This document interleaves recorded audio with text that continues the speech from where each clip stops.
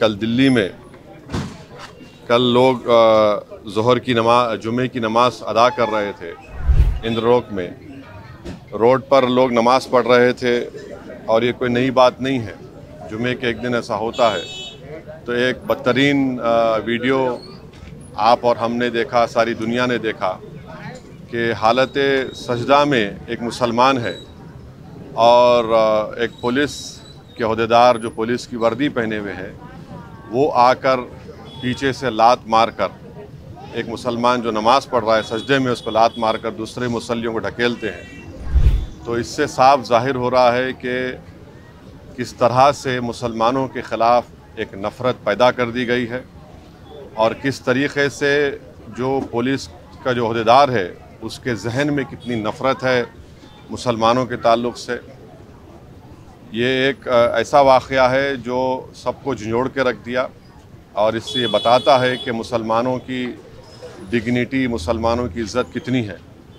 और मैं वज़ीर आज़म से पूछना चाहूँगा, हमारे मुल्क के वज़ीर आज़म से, क्योंकि दिल्ली में जो लॉ एंड ऑर्डर है वो मरकज़ी हुकूमत के पास, सेंट्रल गवर्नमेंट, यूनियन गवर्नमेंट के पास आती है।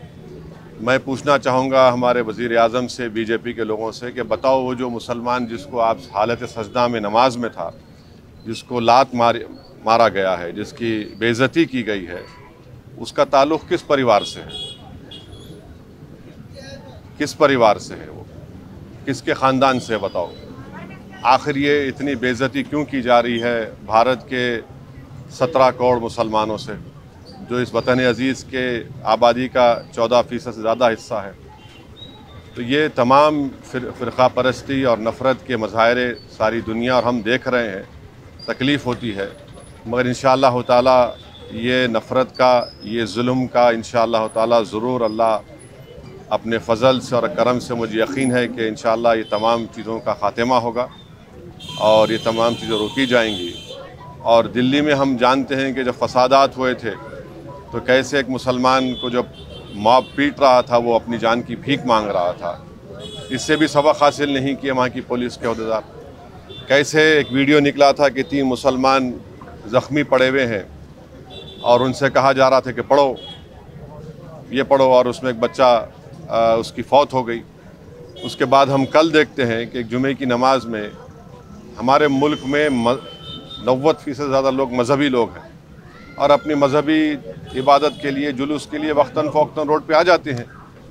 तो इसको ये बेइज्जत करना, उनको इस तरह से लात मारना उनको और बताना कि क्या हमारी हैसियत है, तो हम ऐसे लोगों से कहना चाहेंगे कि आपके इस जुल्म के मज़ाहिरों से हम नमाज़ पढ़ना नहीं छोड़ने वाले हैं। हम अल्लाह के आगे सजदा करते हैं और करते रहेंगे। आप लात मारो या गोली मारो, मगर आपके लात मारने से, आपके गोली मारने से आप अपनी ज़हनियत का, अपनी नफ़रत का आप मज़ाहिरा कर रहे हैं और आप एक तरफ़ा काम कर रहे हैं। और भारत के मुसलमान का परिवार किस परिवार से ताल्लुक़ है बता दें।